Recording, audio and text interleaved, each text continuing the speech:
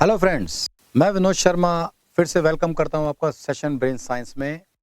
हमारा last topic था chain method, जिसमें हमने एटमॉस्फेरिक लेयर्स तक चेन मेथड की हेल्प से किया था।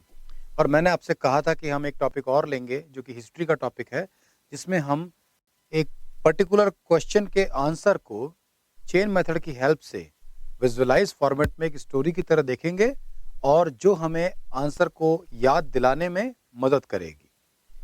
आप पीछे की तरफ स्क्रीन पर देख रहे हैं, यहाँ पर सिख गुरुज के नाम लिखे हैं। जो सिख धर्म में गुरुज आए हैं, उनकी सीक्वेंस के साथ उनके नाम लिखे हैं। अब ये सीक्वेंस अगर हमें याद करना है कि कौन से गुरु के बाद कौन से गुरु आए हैं, या 10 सिख गुरु जो आए हैं उनमें से 1 से लेकर 10 तक क्या उनकी सीक्वेंस है, उनका ऑर्डर क्या है, तो हम चेन मेथड की मदद ले सकते हैं। सबसे पहले मैं एक डिस्क्लेमर देना चाहूंगा कि हमारा उद्देश्य सिर्फ इन नामों को याद कराना है। किसी धर्म विशेष के प्रति हमारी पूरी आस्था है और हम हमारा उद्देश्य जो है वो जो नाम यहाँ पर लिखे हैं उनका सीक्वेंस याद कराना है। और गुरुओं के अंदर हमारी पूरी आस्था है, उनका सम्मान अपनी जगह पे पूरी तरह से है। तो जब हम इसका कन्वर्जन करेंगे तो इन नाम से मिलते जुलते नाम का हम सहारा लेंगे, जिसके लिए मैं चाहता हूं कि इसे एक पॉजिटिव वे में स्टडी की तरह ही देखा जाए। अब शुरू करते हैं हम कि ये जो नाम है, इन नामों का हम चेन मेथड की मदद से कैसे याद कर सकते हैं। सबसे पहले हम एक कहानी सुनते हैं दोस्तों, उसके बाद हम इन नामों पर ध्यान देंगे। सबसे पहले वो कहानी ये है, इमेजिन कीजिए आपके नाना जी अंगूर खा रहे हैं और वो अंगूर आमिर खान बेच रहा है। और आमिर खान राम भगवान के मंदिर में खड़ा है। राम भगवान उस वक्त अर्जुन को तीर चलाना सिखा रहे हैं। अर्जुन ने तीर चलाया और वो तीर जाकर लगा किचन में, आपकी मम्मी खाना बना रही थी उनके हरी गोभी की सब्जी पर। जैसे हरी गोभी पर लगा, वो गोभी अपने आप चॉप्ड हो गई और मम्मी ने उस पर हरी राई छिड़क दी और उसका छौंक लगा दिया। अब ये सब्जी तैयार हुई। ये सब्जी किसके लिए बनाई जा रही थी?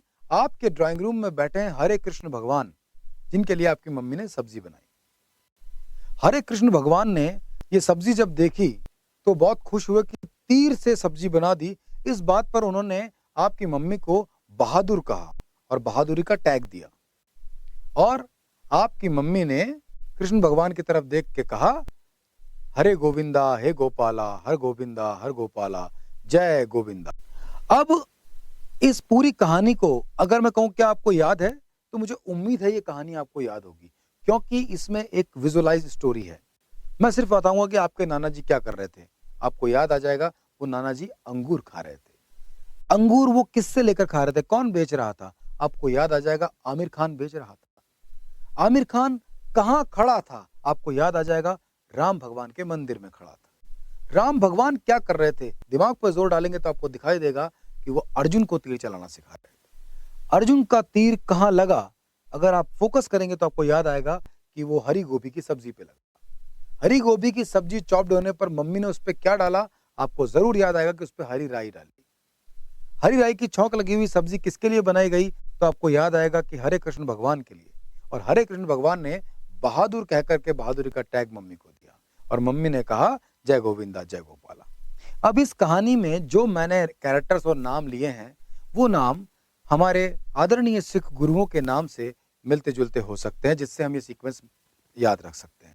जैसे मेरा पहला नाम था हमारे नाना जी, हम इससे याद रख सकते हैं श्री गुरु नानक देव। नाना जी अंगूर खा रहे थे, अंगूर से हम याद रख सकते हैं श्री अंगद देव। वो अंगूर आमिर खान बेच रहा था, आमिर खान से मिलता जुलता शब्द हो सकता है अमर, यानी श्री गुरु अमरदास।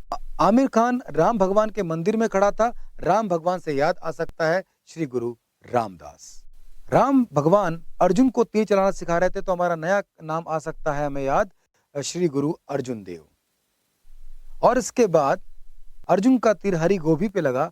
हरी गोभी से हम एसोसिएट करके रिकलेक्ट कर सकते हैं आदरणीय श्री गुरु हरगोविंद जी।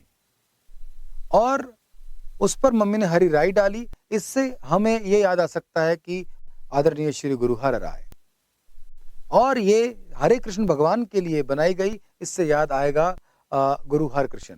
और उन्होंने बहादुर कह के बहादुरी का टैग दिया, तो अगले गुरु हो सकते हैं आदरणीय श्री गुरु तेग बहादुर, और मम्मी ने बदले में जय गोविंदा जय गोपाला कहा। इससे याद आ सकता है श्री गुरु गोविंद सिंह जी। इन सिख गुरुओं का सम्मान करते हुए मैं कहना चाहूंगा, हमारा मकसद सिर्फ इन नामों को याद करना है, किसी की भी आस्था को ठेस पहुंचाना नहीं है। इसीलिए इसे पॉजिटिव वे में बच्चों की शिक्षा के तौर पर लें, और इससे इस चेन मेथड का एक एग्जाम्पल के तौर पर अगर हम इसे लेते हैं तो हम समझ सकते हैं कि चेन मेथड कैसे बच्चों को एक सीक्वेंस में किसी आंसर को याद करने में मदद कर सकता है। Thank you so very much friend. इस सेशन का एंड हम यहीं पे करते हैं। अगले सेशन में एक नए मेथड से आपकी मुलाकात करवाऊंगा।